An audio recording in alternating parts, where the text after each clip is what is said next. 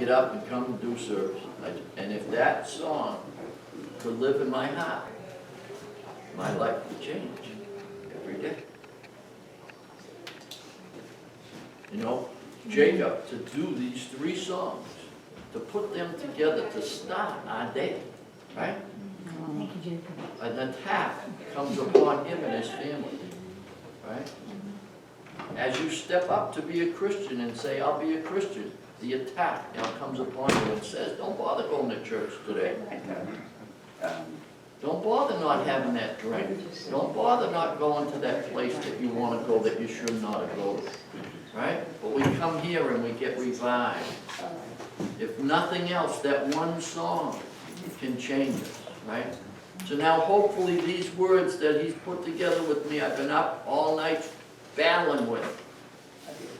Because the devil doesn't want me to say what these words are, right? He gave me the peace and the strength through that song to be able to want to stand up here, to want to show you his word, right? So that we can carry this on and give it to other people out there that need it, right? So today's, I've been driving Evelyn crazy, because today's sermon is God's greatest gift. What is God's greatest gift? What is the greatest gift he gave us? Love. Jesus. Of course we know, Jesus. But there's something that's kind of greater than that. And that's this book. Because if we didn't have the Bible, we wouldn't know about Jesus. You couldn't get the understanding of what you're supposed to do with and about Jesus. Because the entire book is about Jesus. But if you don't have the book, you got nothing. You got stories that would get changed to fit people's lives, rather than the book changing people's lives to fit with Jesus. Right? So, the Bible, B-I-B-L-E, basic instructions before leaving earth. Kind of crazy, but it kind of fits, right? So I want instruction. I always want instruction in every single thing that I do in life. Where do I get it? How do I know how to love somebody? How do I know how to shape my character? How do I know to do something or not do something?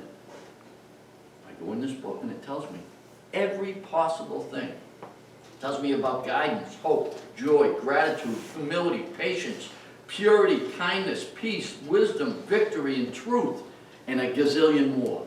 It's all in this book if we want to follow, right? So I use as an example, there was this guy who, he runs to the corner store. He hops in the car, he runs to the corner store, he's going to be right back. Well, he's gone. His wife's like, where is he? He's not. It's like 4 hours. The guy ran to the corner store. Let me go look for him. And she goes out and she looks for him, and there he is. He's on the side of the road, and the wheel has fallen off the back of the car, and it's flat. So she's like, what are you doing? You got the tools in the trunk. Well, I didn't know how to do it. So he goes in the trunk, and you open the trunk. Now they got a card. It shows you a card how to jack up the tire, take the nuts off, and then you remove the tire, find the spare, put the spare on, right? So he pulls out the instructions, and it says first, jack the car up.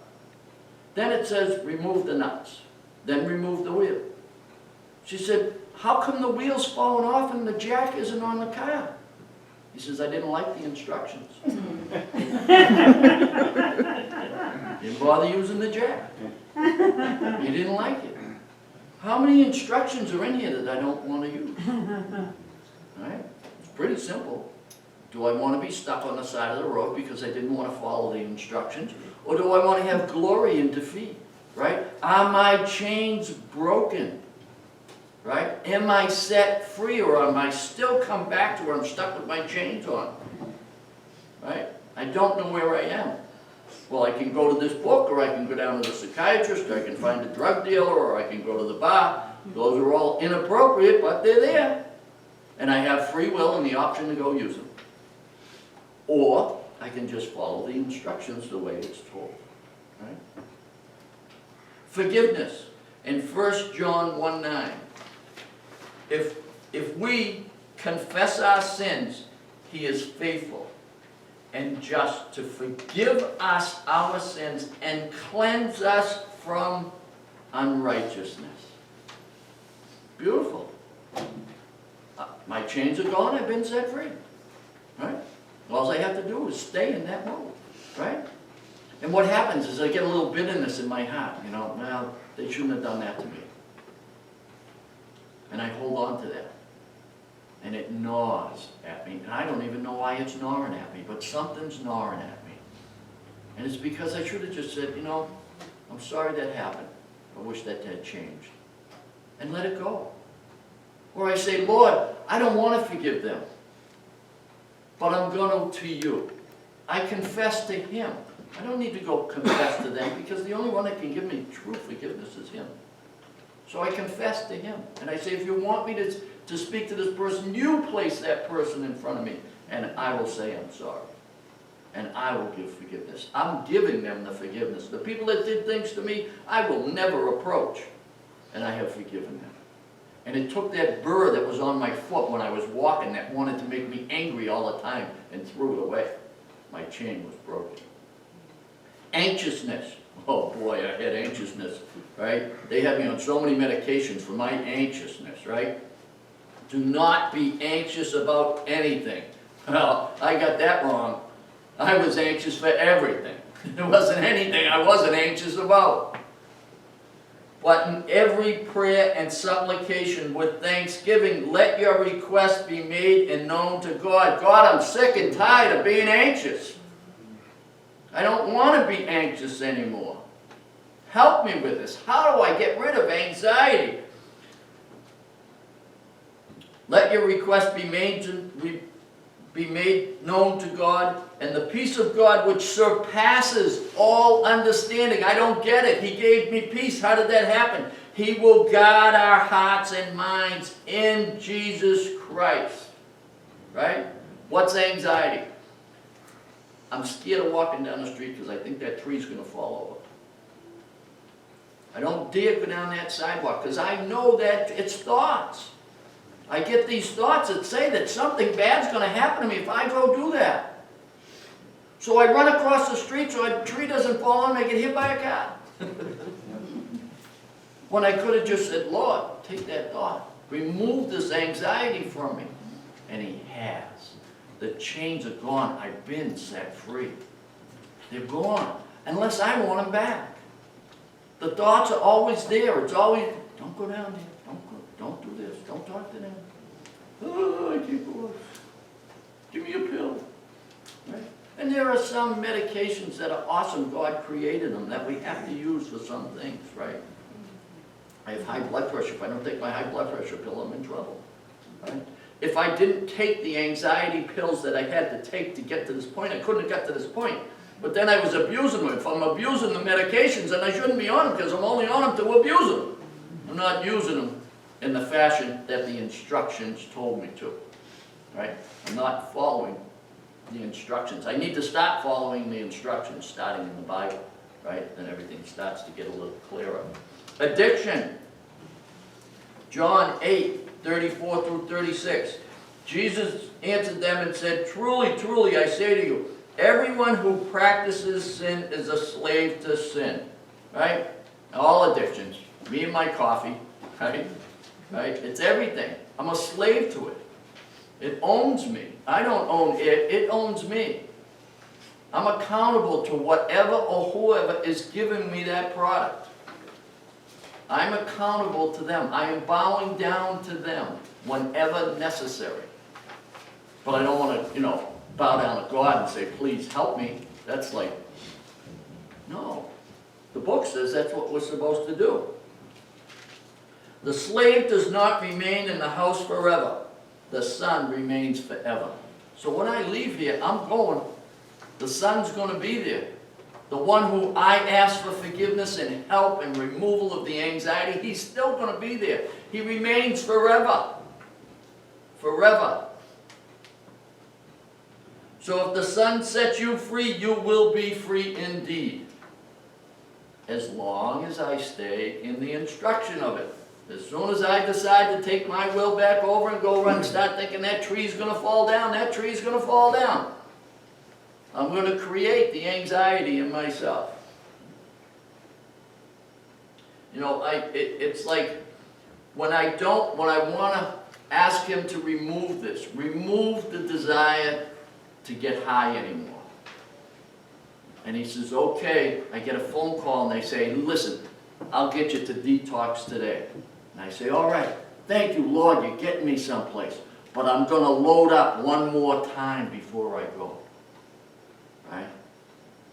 I'm going to override the graciousness that God gave me to get to the detox and go for the best ride I can before I get there, because this is going to be my last. So whatever that sin is, I'm going to triple it up before he removes it from me, because I ain't ready to have it removed. I'm still hanging on to me. I want my flesh. I want what my flesh wants before God removes it. That's our fear, right? Is that I got to stop sinning. If I come to Christ, I got to stop sinning.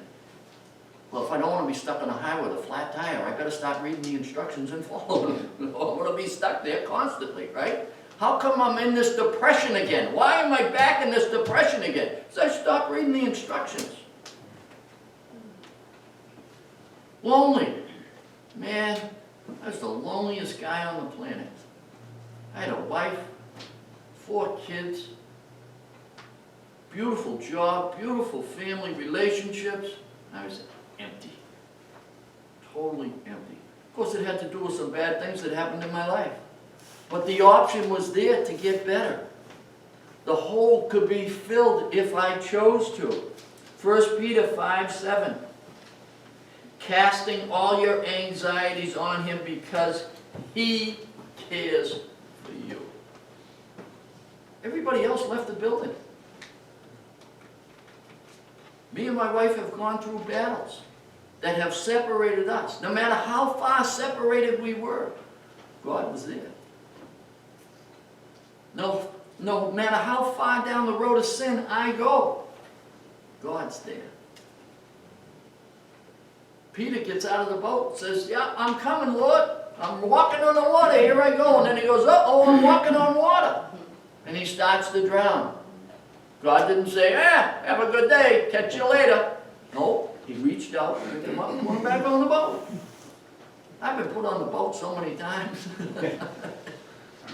That's why I'm here.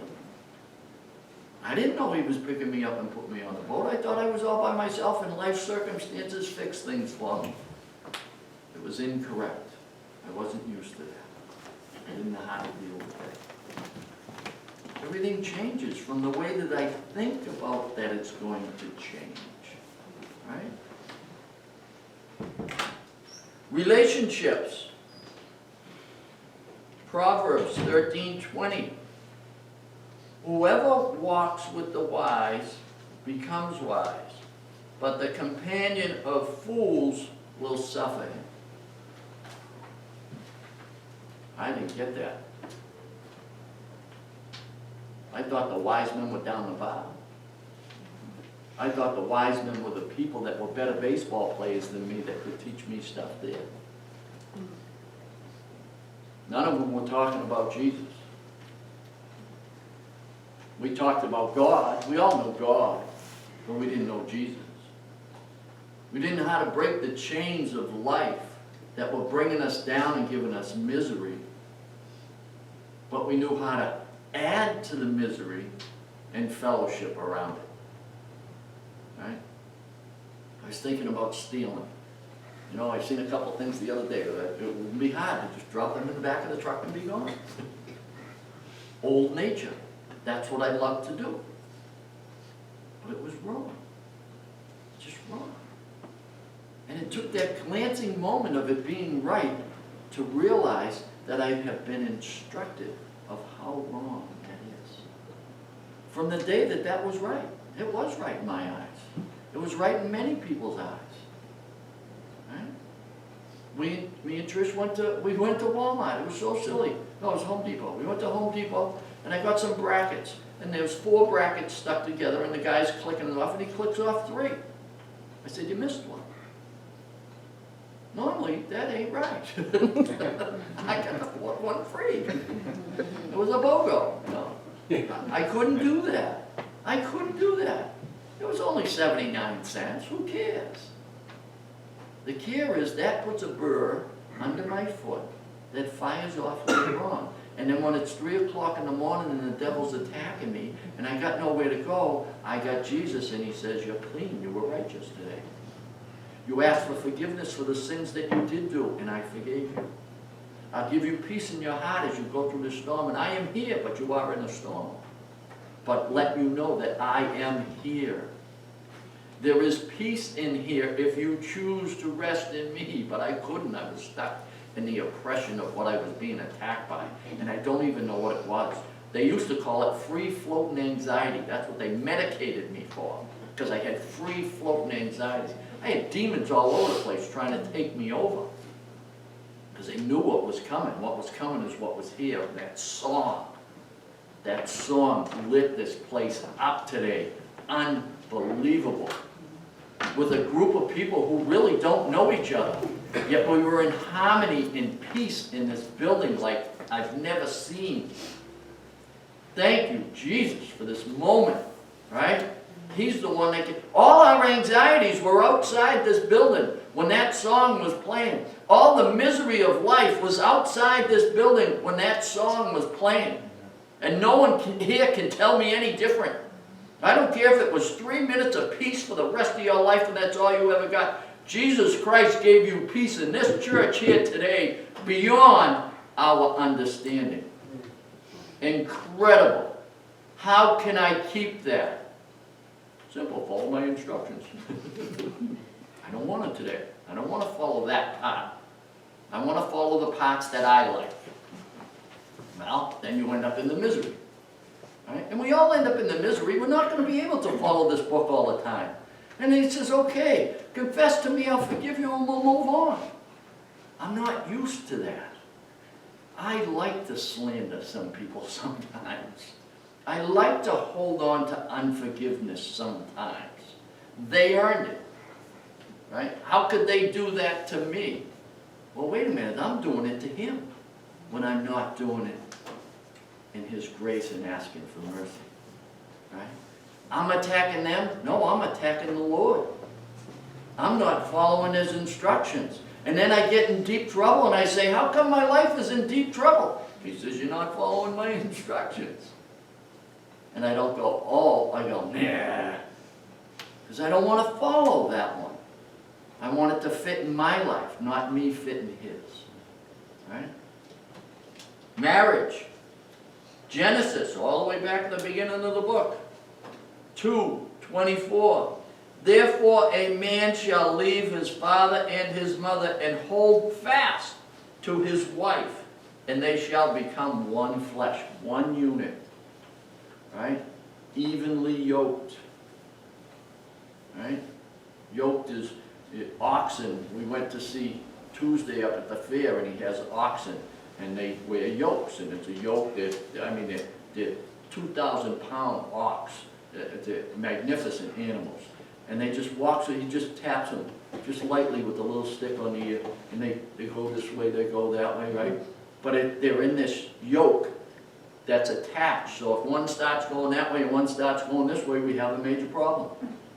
Right? And we don't want to have that. He wants you evenly yoked. Right? So a Christian with a non-Christian is not evenly yoked, because that person's going to start drifting this way as you start to go that way. You're following the instructions and they don't want to know about the instructions. Right? So now you don't understand why the relationship has turned into kapooey, but it's because you're not evenly yoked. Right? The way it works, God first, husband, wife second, children third. If you don't come to God first, when this gets in trouble, the him and the her get in trouble, you don't go to him. You go to the bar, you go to the doctor, you go to the hospital, you go someplace else. But if he's first, then he's always, that's the path both of you are heading. If both of you are heading down that path, then you get to the same place. Right? Because you're evenly yoked. And when you can't figure it out, you can go to the instruction book and find out how. And there's people that can show you what's in the instruction book on how to use it.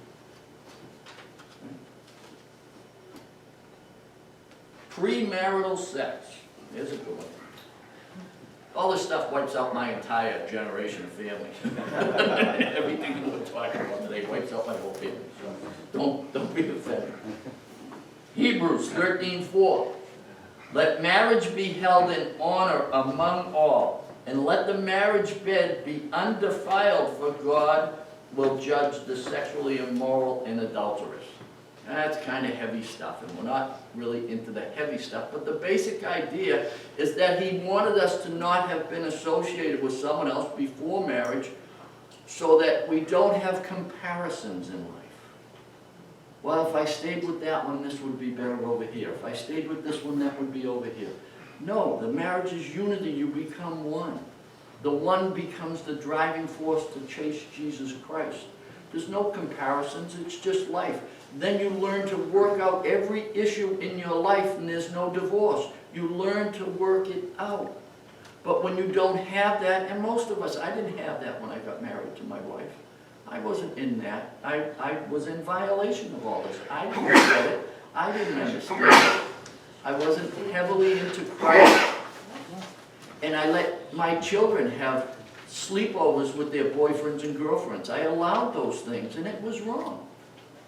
And I had to ask for forgiveness that I allowed that, and then I'm not going to allow that again. It just can't happen. Not because I really personally don't care. But I have instructions that I have to follow. So I have to care if I want things to be better in my life. Well, I'm not here to judge anybody else or their life, nor does anybody have the right to judge my life. I did all these things. I am one of these people. I have chose a different path and try not to do that the best of my ability at this point. Right? It's another one. Sexual immorality comes from the last one, right? Leviticus. You want to have some fun? Go read Leviticus 18 through 20. Just the whole 2 chapters, 3 chapters, right? Anything you can possibly think of is in there. You know, no incest. Brothers, sisters, aunts, uncles, neighbors. I mean, it's incredible, the list that goes on in there. No man with a man, no woman with a woman. No bestiality. Then there's this one thing in there that I have never, ever seen before. This is a new one. And in chapter 19, verse 28, this will tickle some people. No tattooing. I'm in trouble. Yes, you are. I'm in deep trouble. You don't have to agree, Wayne. Okay. Right? I've never seen that. Well, for some reason my eyes have been open to pass that one on to someone. Thank you, Lord. Depression. Psalm 40, verses 1 and 2. I waited patiently for the Lord. He inclined me to and hear my cry. He drew me up from the pit of destruction, out of the miry bog, and set my feet upon a rock, Jesus Christ, making my steps secure. Because when I'm in a depression mode, I get all that anxiety and I couldn't get out of bed last night. The attack was so brutal. This morning I'm like, Trish, I don't want to go. I just want to stay in bed. I don't want to go. So as a strong pastoral wife, she says, it's okay, I'll call you up sick.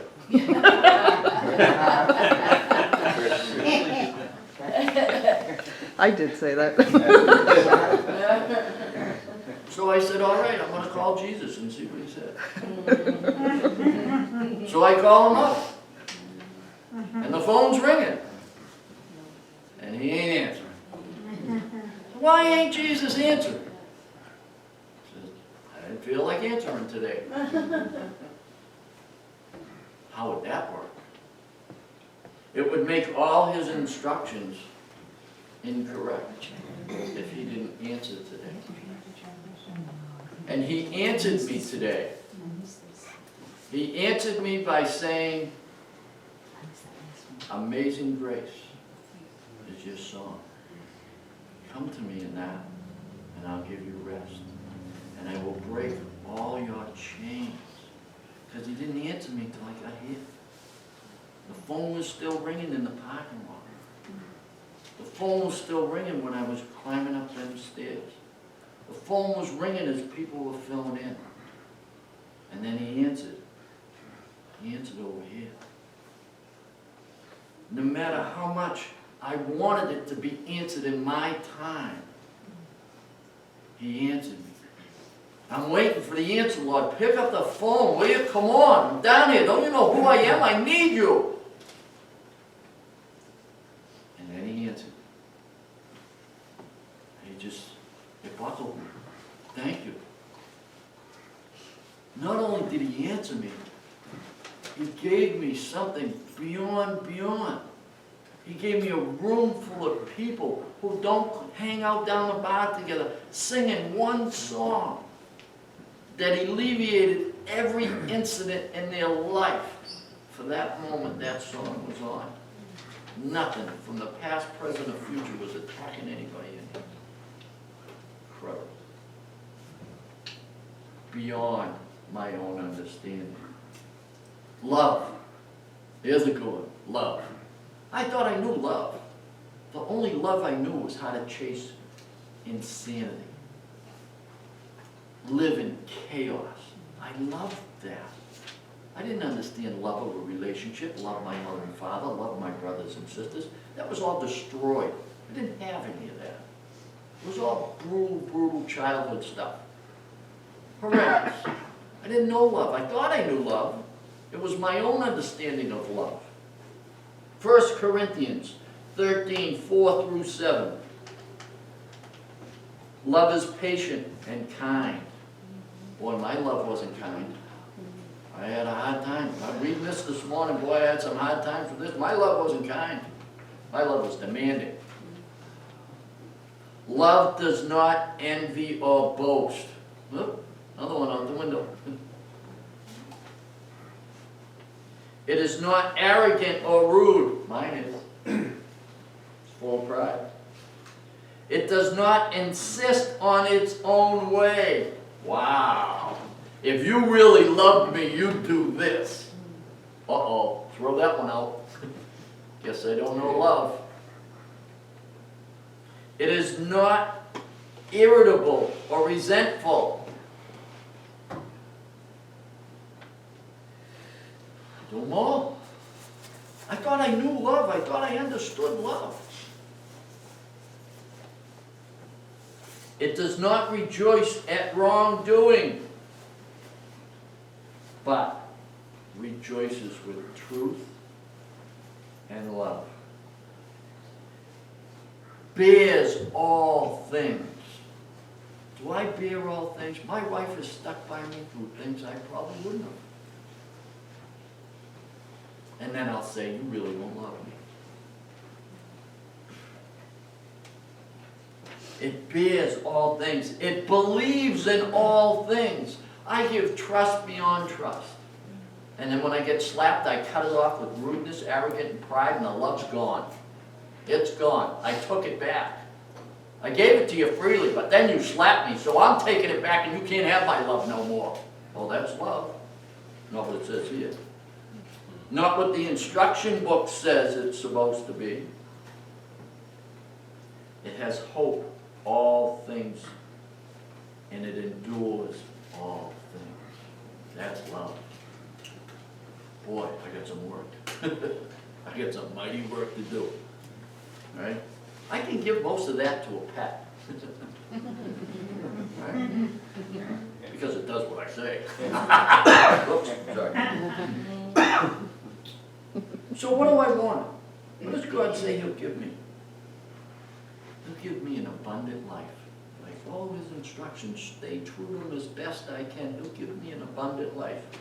In John 10:10, the thief comes only to steal and kill and destroy. The devil's trying to wreck us in every fashion that he possibly can. As simple as keeping me up and trying to keep me anxious so I don't want to come to church and preach. Especially so I don't come and preach. Especially after we had a Bible study. Especially as we just went down, Trish's brother's pretty sick. So we went down and we prayed with him last night, and he accepted Christ on his deathbed. Right? So maybe it's not his deathbed now. Right? Maybe not that. Beautiful. Thank you. But what's going to come of that? The devil's upset. If nothing else, he's upset we stole someone from his kingdom. You don't like that. Right? I came, Jesus came, that they may have life and have it abundantly. Beautiful. What's abundantly? It doesn't say abundantly if you didn't do all those other things that we were just talking about. It just says abundantly. Like the thief on the cross. He didn't go into the thief on the cross history of why he's on that cross. He just said, you'll be with me today in paradise. Right? What is abundantly? It's large quantities. Large. Right? Plentiful. He'll give us a plentiful, full life. If we're willing to, when we get in the gym, go to the instructions. Geez, I'm sorry, I wish I didn't do that. Okay, it's good. Now what? Now use the jack, lift the car up and put the tire back on. Right? Simplicity. We don't want to, we want to complicate it. There's got to be more to it than just saying, Jesus, I love you, and then we're good. Yeah, that's it. That's it. That's it. What comes in next? The one thing that's been destroyed in all our lives. Trust. We have no trust in anything, including ourselves, because we've made some wrong decisions. I refuse. I love my car, but I'm not going to follow the instructions on how to change the tire. I guess I don't love it, right? I'm not following the instructions, right? I don't like the jack. Okay, you've got a problem then. We can fix that. We can fix that right now. Accept the jack, and you'll be okay. Right? Proverbs 3:5, my favorite. Here's a problem with Proverbs 3:5. I don't remember it's Proverbs 3:5. I don't have that capability. I know what the sentence is going to be, but I don't know where it is in the Bible. I have to go research it. Oh, you can't be a pastor. You don't know where those verses are. And I say, nah. Right? I have to do what I think God is leading me to. Right? Proverbs 3:5. Trust in the Lord with all your heart and do not lean on your own understanding. So take one word out of this verse. What do you want to do? Trust. If I can learn trust in all areas of my life, that just trust. Right? Just trust. So I don't know what do I trust in? Tell me something. All right, I want to learn trust. How do I learn trust? My trust has been destroyed with every human being on the planet. I don't know how to trust. Trust in the Lord. Okay, I'll try that.